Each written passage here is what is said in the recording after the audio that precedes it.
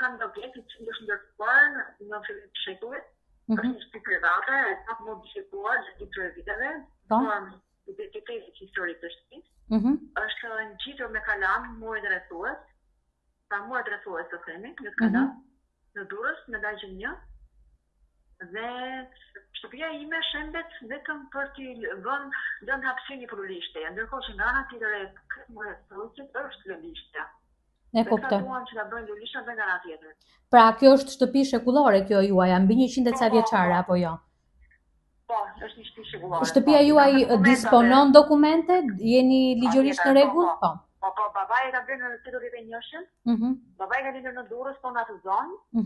E ka bërë në 81-shën me kontratë rregullt shitblerje, siç kanë qenë atëherë në vitet e 10, dhe dokumentacioni është i rregullt, po. Shtëpia nuk ka ndryshuar.